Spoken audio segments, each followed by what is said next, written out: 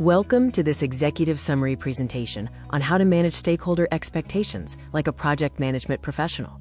In this video, we focus on situations, interpretations, and responses, while another video on this same topic focuses on concepts, frameworks, and methods. To master this, use the 3 lenses framework: situation, interpretation, and response. By diagnosing what you observe before jumping to a fix, you shift from reactive problem solving to deliberate leadership. A critical failure mode is focusing only on outputs, work finished, rather than outcomes, which are the results we were commissioned to deliver. Let's look at how to fix this.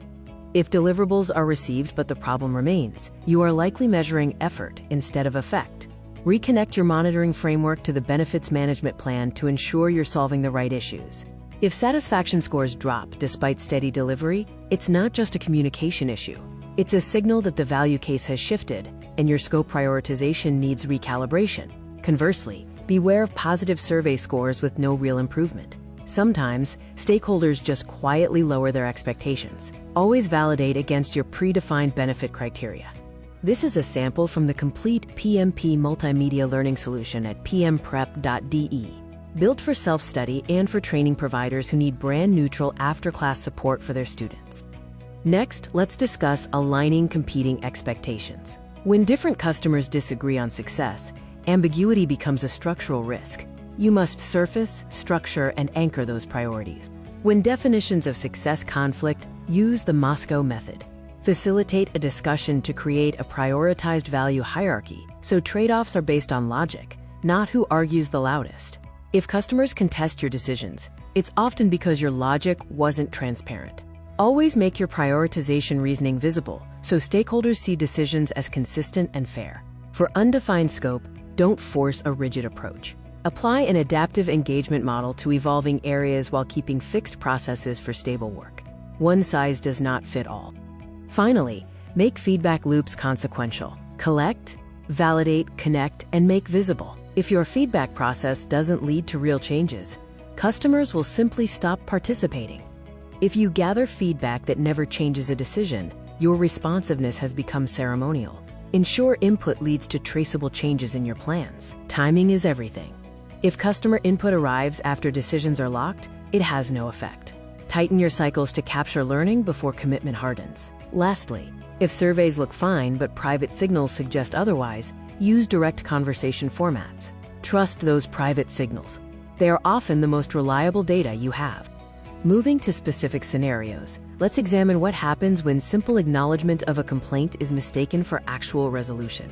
This happens when the project explains the situation but fails to make a change that prevents recurrence.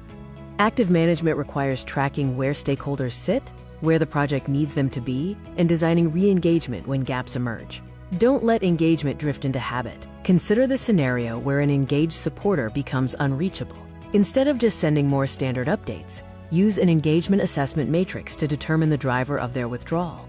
Sometimes, influential stakeholders go weeks without contact because effort is distributed by habit rather than consequence. Reassess your approach using influence and interest mapping to ensure your energy matches the stakeholder's impact.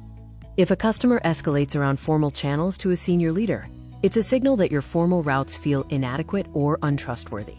Investigate this immediately to rebuild credibility. When expectations and reality diverge, you must formalize commitments. Whether you are addressing a gap that has already formed or preventing one from starting, structured criteria are essential. Informal commitments often fail when performance falls short. By failing to turn these into measurable criteria early on, you invite disputes. Formalize these agreements to protect both sides. If an expectation dispute is circling without resolution, you must apply facilitation. Don't let positions harden. Structure the conversation to reveal the underlying source of the disagreement. Watch for shifts in sponsor priorities. If the organization's strategic priorities change, but your project continues delivering to the old brief, you are setting yourself up for failure. Realignment is necessary. Remember these principles: measure effect, make logic visible, close loops, and always realign when strategy shifts. Treating these as a coherent set makes them easier to apply. To fully develop your skills to think, decide, and answer like a project management professional, pmprep.de provides a full e-learning course alongside a separate exam simulation pack. It supports not only individual learners preparing on their own, it is also perfect for training providers who want to give their students a solid, brand-neutral multimedia after-class support. Explore the platform at pmprep.de or contact the author at orlando@casabone.com.